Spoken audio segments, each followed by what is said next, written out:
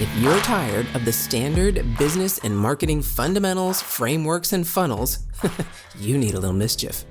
Get ready to turn up the volume on the CEO Mischief Maker podcast, where you access conversations with seasoned business owners who have smashed through mindset barriers, innovated the standard boring business and marketing playbooks, and executed future-paced strategies with bleeding-edge tools and tactics to micro-fail their way into massive success and growth.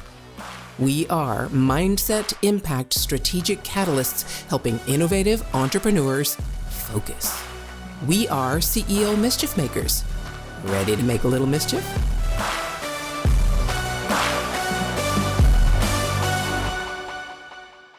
It's Monday, it's Mindset, and it's MKJ. Just made that up.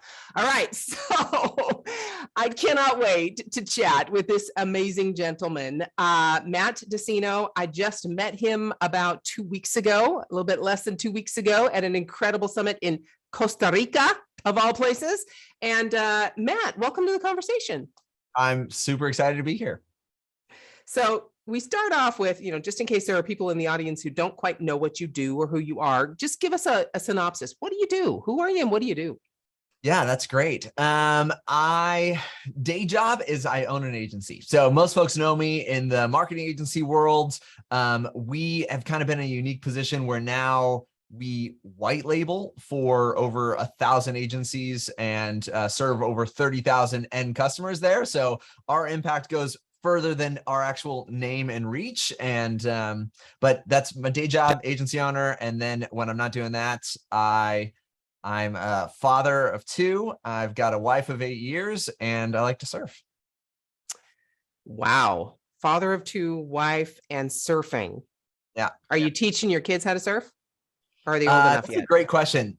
Yes. So oldest is 2.5. So it's not quite there. He's like, not ocean ready in like a swim capability there. But what we do on calm days, we'll do paddles, like stand-up paddle boarding, and he calls that surfing. So he loves it. He says, I surf with dad, and that's but it's actually just stand-up paddle boarding. So that's it. Hey, whatever you want to call it, it's all semantics. You're out on the water, you're on a board, you're basically trying to keep your balance. You're good. That's exactly that's surfing. That's what it comes down to. I know.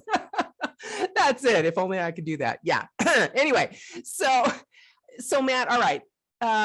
Agency and white label, and I'm sure you've done other things in your life. So what would you say is the biggest mindset shift you have had to make in your life to get you to where you are right now? Because you'll be someone different in 10 years. So right now, looking back, what was the biggest mindset shift you experienced, and how did you then put that into practice to change your life? Yeah, I think and some of us, it's just an experience of getting, like, as we just grow older. I've heard this most recently really well articulated in Simon Sinek's Endless Game or Infinite Game. I realized that was the mindset shift for me. It was kind of came down to this concept, and then Parkinson's law, which I'll talk about, but it's that life. And so this is his articulation of it, but I resonate so true. Life is this infinite game where you don't have the kind of like defined start and score that's kept. And part of it is true in business too. Life and business, these games where the purpose is to keep playing, to maybe enjoy it a little bit more as you keep on playing. However, some of the things that naturally help us improve with like finite games where there's a score, we have this win or loss, we look back and reflect on the game footage, doesn't happen in life or business. And so that was a shift for me, is kind of operating, which it'd be so easy to do, is sort of keep on just one foot in front of the other, and time just kind of flies. It just kind of goes. And if you don't interrupt it or create these artificial constraints on whatever you're doing when it comes to life or business, and artificial moments of reflection and evaluation and intentional improvement, it's very easy for the time to just go by and feel like you wonder, why didn't I achieve as much as I wanted to achieve? Or why didn't I grow to the size that I wanted to grow? Or why did I not have as much meaning as I was hoping to have, or purpose-filled experiences in my day? And so that was kind of part of it. And then the Parkinson's law just says that, like,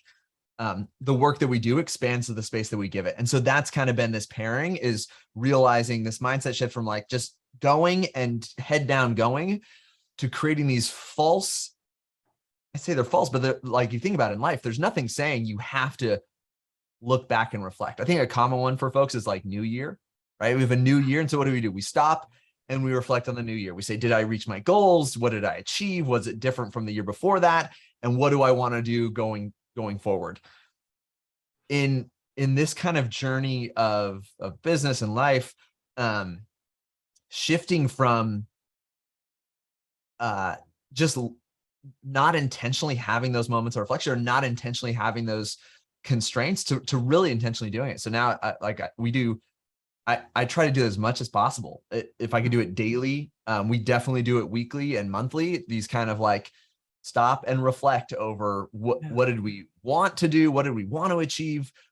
What are the scoreboard things of life and business? And this, it can feel like a unemotional or like a distance approach. It really doesn't feel distance. Like whether it's, what am I doing, relationally? What are the things like now for our team? I write letters every week, and that's like a scoreboard that I keep for myself. It's like, what am I, that's relational stuff that, it's not by accident that you have the connections and experiences and that you sort of have. I think when we're younger, it just happens a little bit organically, but then you think like how fluid it is to go from like, you get a little space from adolescence removed, you realize, without a cadence that comes in maybe even like elementary school or school gives us this cadence of like, oh, it's another year.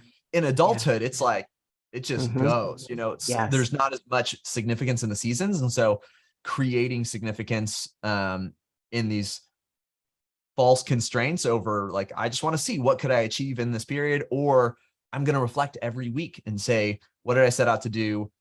What would I call a win? What would I call a loss? Or what's the high? What's the low? And doing that more frequently has been a really rich experience. And then also it's accelerated so much of the stuff that we've tried to do just because of this cadence of like, what gets measured gets managed, and what gets managed improves. So yeah. And that's that. Thank you for that, because that's also in relation to your mindset. So once you had that epiphany, once you had that shift of, hey, I'm on this hamster wheel, and it may not be a hamster wheel, but it kind of is. It just keeps going around. And yeah, the hamster wheel might move further along. It doesn't just stay stationary, but you're still rotating. It's just go, go, go, go, go, like you explained. And once you're on that, if you don't take stock, if you don't reflect, if you don't do all the things you were talking about, you will have no idea whether the wheel is going in the right direction, or if you're even making any progress at all to whatever it is you're trying to achieve. And especially, I love the way you talked about school, because that is so weird when especially your kids are young. So pretty soon they'll get into the school routine, and then they'll get out of it. And then your life is no longer, as a parent, your life is no longer ruled by school.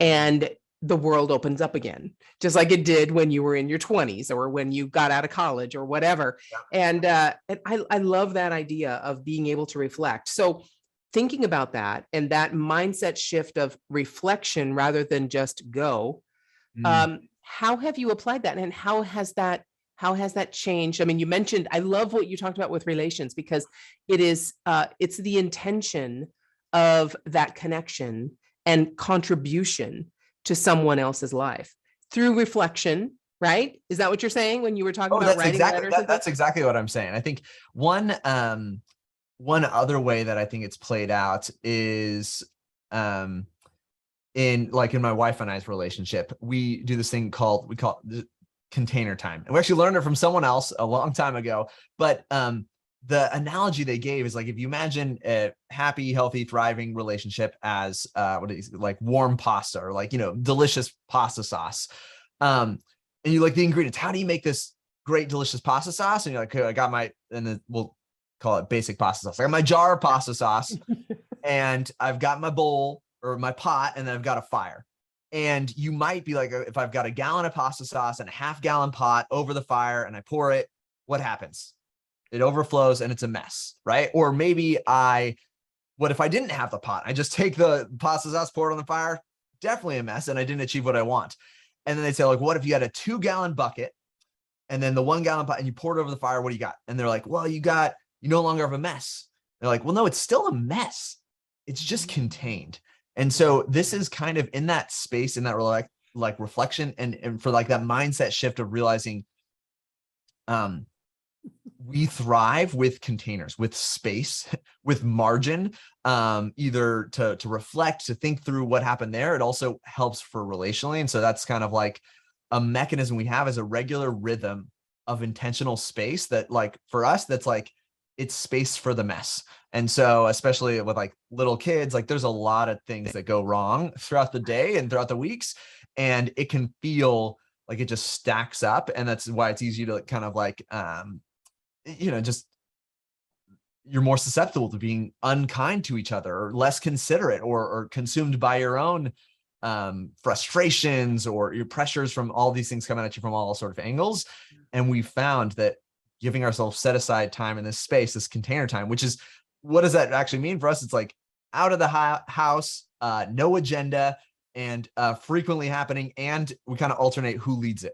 So that means another person gets to decide like what's happening in container space. That means it might be, they're just going to like talk out the other person and just get stuff off their chest.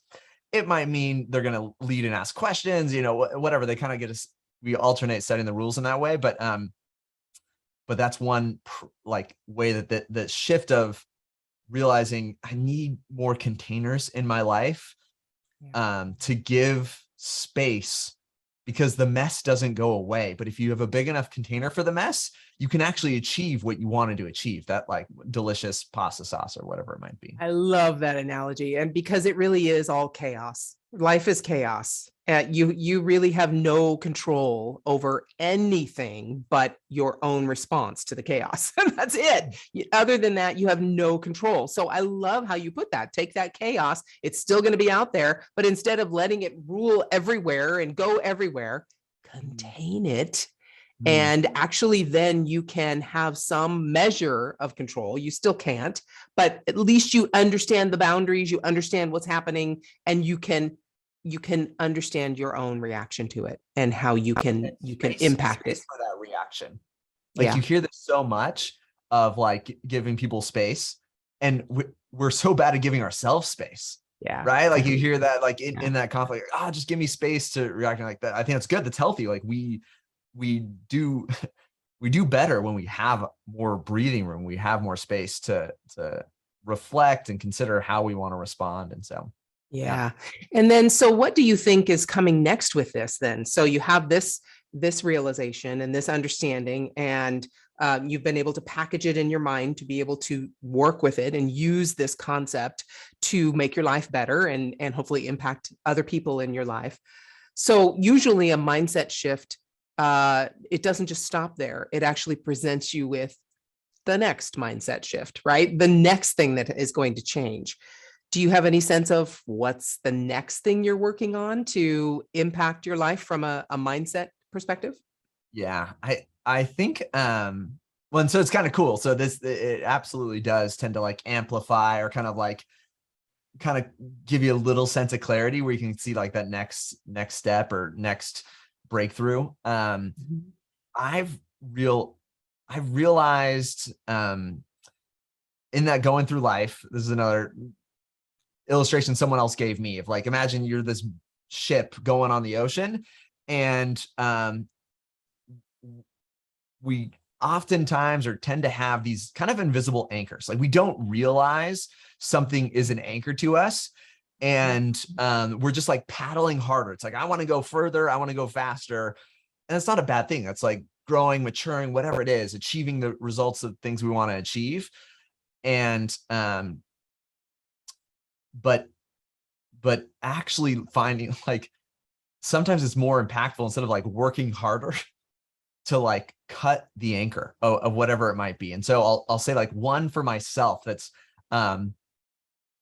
we're living into it this year is, I've realized just the personality dynamic between myself and my wife. I'm the entrepreneur and I love risk. Not every entrepreneur is this way, but I'm like the risk loving entrepreneur. My wife, not entrepreneurial and not risk loving whatsoever. And so we balance each other in that way. And so, but I've realized there was, I almost like temper a lot of parts of myself. Some of it's like a reflection too of my parents and those sort of things, where I like am very intentional to gut check some of the things that come natural to me, but I've just seen them kind of destroy. So that's a good example, like a loving risk. I've seen it go off the cliff. And so I'll naturally kind of inhibit or temper these things that maybe are like giftings for me, but I've just seen, the over or maybe the reckless expression of this gift can create kind of destruction. And I've been wrestling with this for years, being completely debt free. So we still carry debt on our house. And I've just known it's like, it is a bad fiscal decision. So we're out there, and it's funny too, because we carry debt on like investment properties, but I don't feel weird about those, because like that's an investment property. If it disappeared or if something crumbled or whatever it is, it was like, it was always an investment. There's something about, I've realized for myself, of like the primary residence. And I think it's tied to this of like that, me feeling like I need to temper myself, because like the true worst case scenario is like, I could run it over a cliff and my wife and kids, we could, be uprooted from be homeless. from their home, or the stability and residence and kind of stuff like that. And so, and it was finally this year where I've given myself permission to basically do something that I know is a bad fiscal decision, but I actually think it's been this kind of like invisible anchor for me, feeling like I can't play all out in the things that I like to play in because of fear of what the worst case scenario of all things going wrong could be. So that's something we're not there yet. We still have debt on it, but like we've set the goal of like this year we're paying it all off. And so, and there's not much we're past halfway through the year. And so, but we're, repositioning and reorganizing things and doing something like, I know everyone's gonna say that's a horrible financial decision. I'm like, but it's not for me. It's a behavioral decision. And I kind of am excited to experience what it might feel like without this invisible anchor. Yeah, I get it. I totally get it. My husband and I are the same temperaments. I am absolutely risk. I'm so in for anything new. I'm absolute futurist, and I jump. If it's a gut check, and if it's something like, oh my God, this is amazing, I jump. I don't care. I don't care what's happening. I don't care whether it's fully on or not. I mean, I've done this with software programs. I just love it.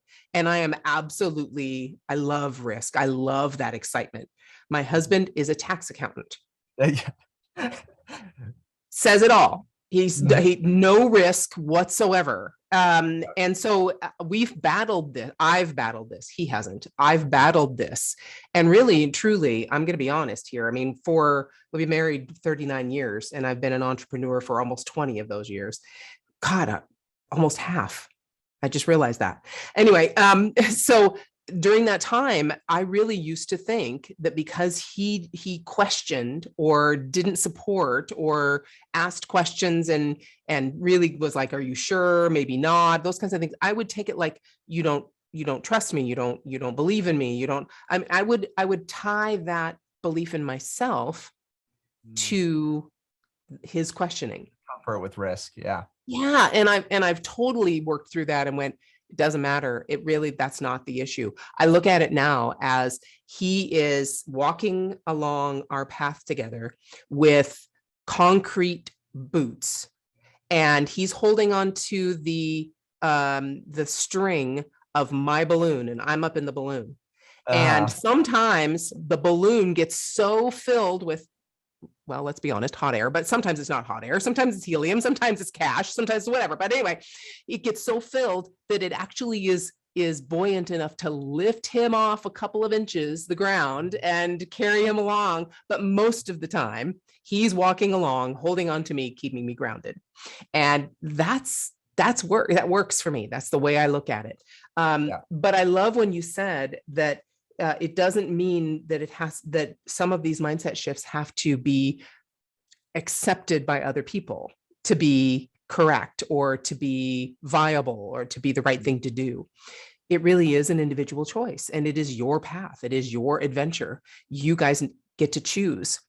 Same thing with my husband. He is contrary to most people. He's like, no, if you get cash, instead of going and investing it in the stock market or whatever, put it in a savings account. Yeah, I know that's not what people agree with, but I mean, to some extent, he's talking about keeping cash. He's not talking about putting every ounce of everything in an investment. Keep some liquid, and you have to decide what that is for you. You can't accept what everyone else says, because then it's not your mindset shift and you're not living your life.